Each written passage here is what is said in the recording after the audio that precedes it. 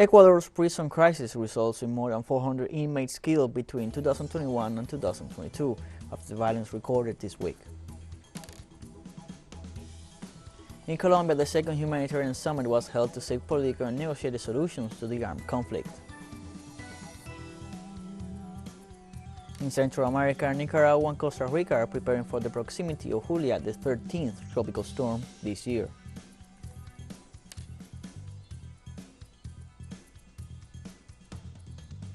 Hello, welcome to From the South. I'm Luis Alberto Matos from the teleSUR studios in Havana, Cuba. We begin with the news. The prison crisis in Ecuador is worsening and more than 400 inmates have been killed between 2021 and 2022 after the violence registered this week.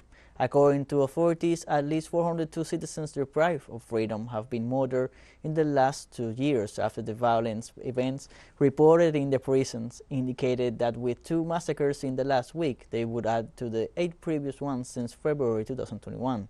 In this context, the government assured to have plans to reduce prison violence in view of the fact that to date, more than 8 violent events have been reported inside several penitentiary centers of the country. The second humanitarian summit was held in Colombia to seek political and negotiated solutions to the armed conflict.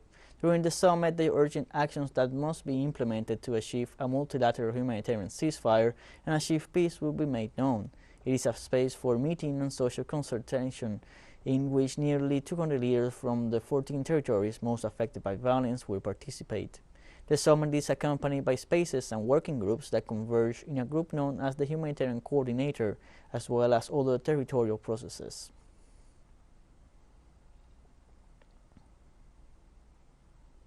Venezuela remembers this Friday 10 years since the triumph of Commander Hugo Chavez in the presidential elections of October 7, 2012, the election in which the people of Venezuela renewed their support to the Bolivarian leader and to the political project he represents, with more than 55% of the preference expressed in more than 8 million votes. The campaign that ended in this election was an emotional dialogue between the historic leader whose illness did not dull his gift as an exceptional popular communicator and a country that recognized him as the leader of the process of structural transformations that throughout 14 years was reflected in all the social indicators of the country.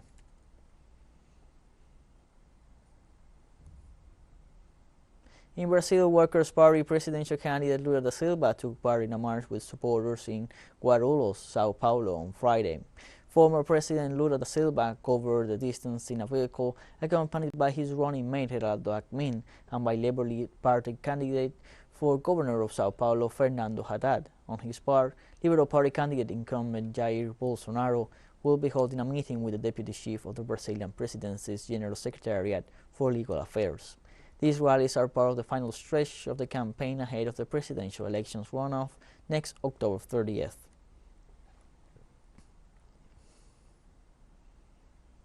A forest fire on Easter Island affected on Thursday several of the moais, the island's famous and iconic carved statues. According to Chile's Ministry of Cultures, Arts and Heritage, about 60 hectares were affected by the fire. The most affected areas of Ranu Raraku volcano, where it is estimated that there are several moais inside the World Heritage Site. The island's mayor indicated that the damage caused by the fire is irreparable. Easter Island is a Polynesian territory of Chile located about 3,500 kilometers west of the American continent.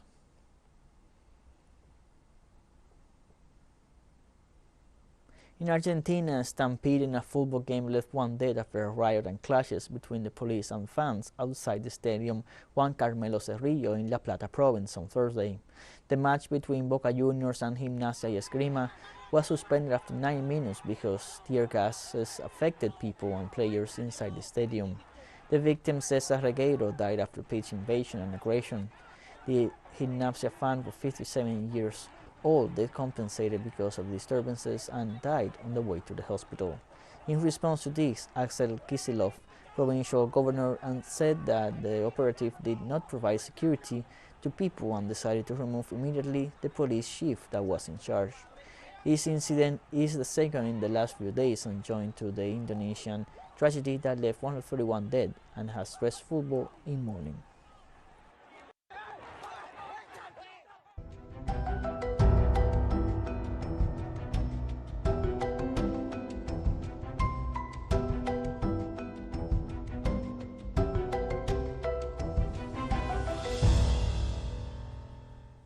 Caribbean countries remain on alert for the arrival of Tropical Storm Julia, while urging the population to take preventive measures to protect themselves. The governments of Nicaragua and Costa Rica are preparing for the proximity of the tropical storm that could become a hurricane in the next few hours, while in Colombia, authorities of the National Unit for Disaster Risk Management set up shelters before the possible arrival of the meteorological phenomenon to the island of San Andres de Providencia. On the other hand, officials urge the people to maintain security measures after the passage of Storm Julia throughout the Caribbean Sea.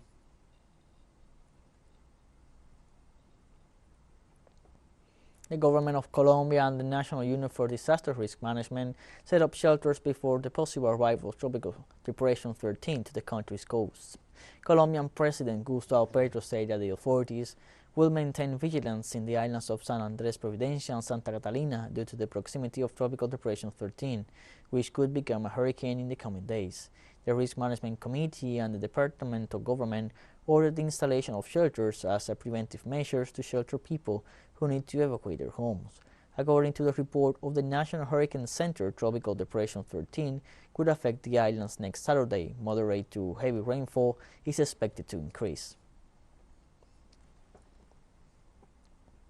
On Friday in Puerto Rico, social movements called for a nationwide demonstration against Luma Energy Company to protest against high energy prices and frequent power outages. The protests will reach the vicinities of Luma Energy Company's premises in the country. Calle Mayor Corando Ortiz said some 1,500 families are still without electricity almost 3 weeks after Hurricane Fiona. He also claims that the official report on having restored service to 95% of the island is false. On the other hand, Mayors Association President Luis Javier Hernandez proposed uniting municipal electric brigades to implement an operation to resolve the present shortfall in the electricity supply. Let's take a short break, but first, remember you can now follow us on TikTok at the account at teleSUR English, in which you'll be able to see news in different formats, news updates, and much more. Other stories coming up. Stay with us.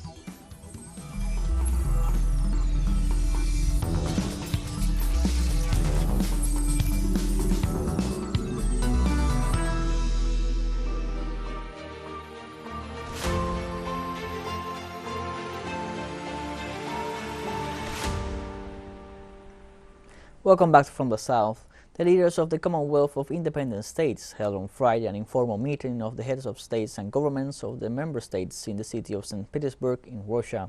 Within the framework of the informal meeting of the organization, the Russian President Vladimir Putin pointed out that it is important to exchange views on the progress of cooperation in the sphere of struggle against terrorism, crime, drug trafficking and corruption.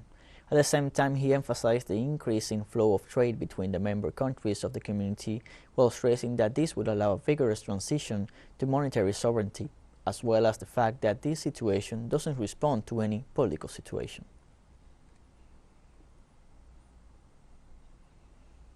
United States President Joe Biden said on Thursday that Armageddon is closer than ever since the 1962 missile crisis.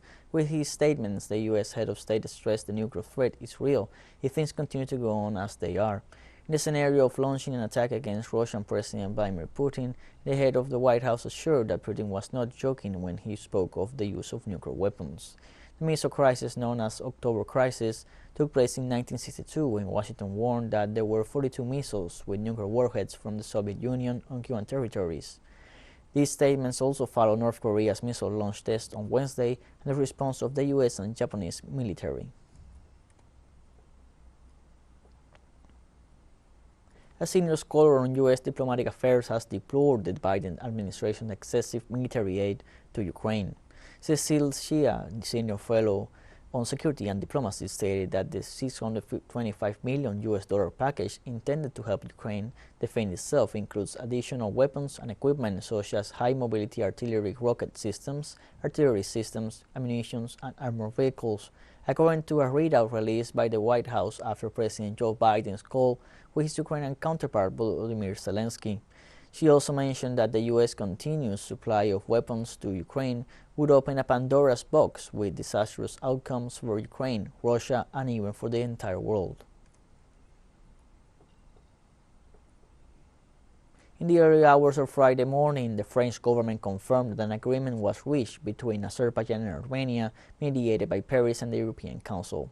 After the conclusion of the meeting between Emmanuel Macron, President of France, Charles Michel, President of the European Council, Prime Minister of Armenia, Nikol Pashinyan, and President of Azerbaijan, Ilham Aliyev, it was announced that both heads of state committed themselves to the United Nations Charter and the Alma-Ata Declaration of 1991, through which Baku and Yerevan recognized the integrity of their territories.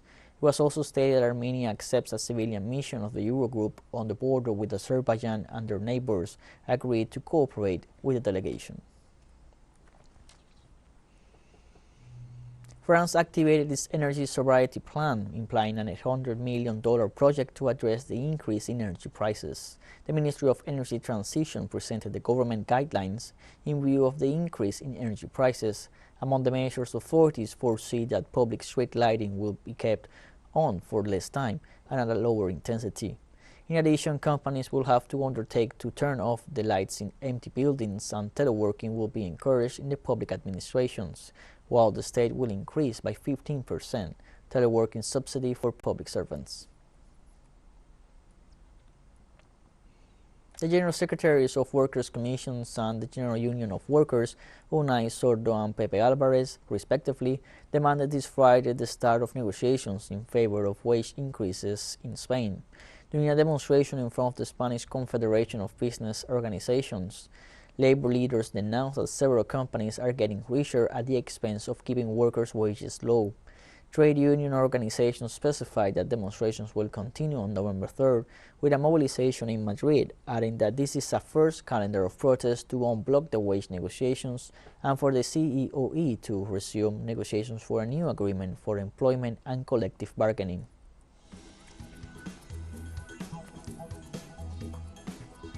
More news coming up after a financial break, so don't go away.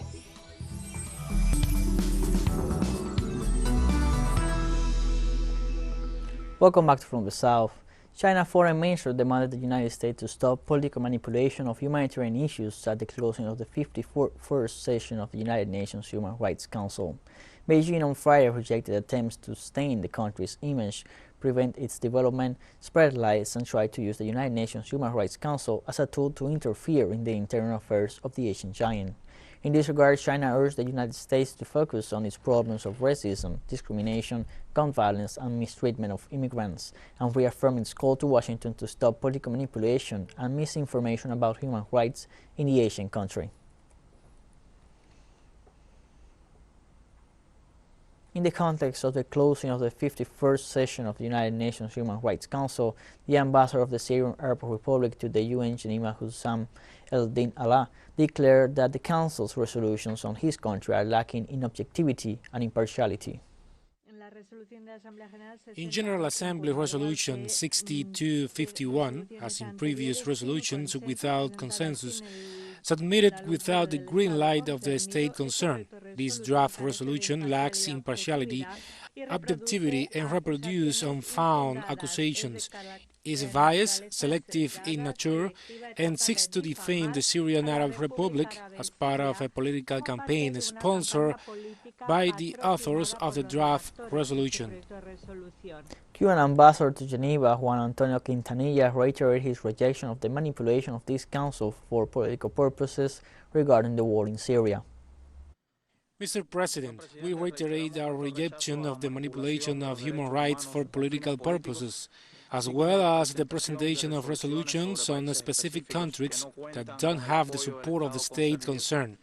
The interventionist agenda must be abandoned, and serious work must be done to find a solution in Syria. On the other hand, the ambassador of Venezuela to the UN in Geneva, Hector Constant Rosales, rejected the draft resolution on Burundi, considering that it does not contribute to the protection of human rights in the African country. Venezuela opposes draft resolution L23. We reject these unbalanced, interventionist, and totally politicized draft resolutions, which reduce the long-standing siege against Burundi, which will soon reach a decade. There is no valid basis for renewing the mandate of the special rapporteur imposed on it, other than the intention of the sponsors of this initiative to continue to use human rights as a political instrument for the purpose of producing reports against the country that are drafted from sources that don't enjoy credibility. The special rapporteur, whose mandate is to be renewed, doesn't have the support of Burundi and will not be of any benefit to the protection of human rights. In Saudi Arabia, the state-owned energy company Saudi Aramco has raised oil prices for its customers in the United States alone. The Saudi Arabian state oil company raised by 20 cents the official selling price of crude oil shipped to the United States. The measure will be effective as of next November. Prices for Asia, however, will remain stable.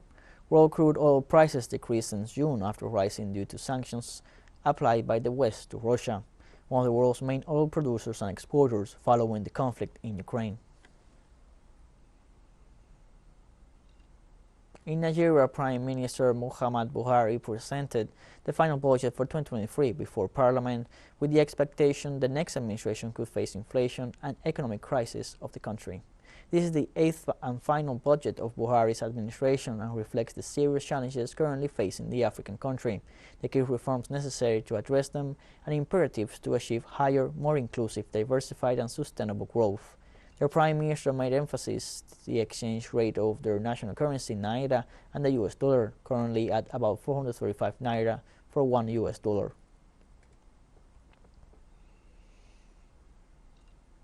Polling stations closed on Friday in the southern African kingdom of Lesotho after the country's parliamentary elections as now vote counting is underway. About 1.5 million people were registered to vote. Polling stations open at 7 a.m. local hour until 5 p.m. and the ballot processing began automatically, and results will be announced next week. Lesotho has been governed by the past decade by a string of coalition governments that have proved fractious and frail, and no premier has served out a full 5-year term. Lesotho has suffered coups and attempted coups since independence from Britain in 1966. The two main contenders in the elections are former Health Minister Nkaku Kabi, leader of the All Basotho Convention, and his challenger Mathibeli Mokofu, who leads the Democratic Congress, Lesotho's second largest party.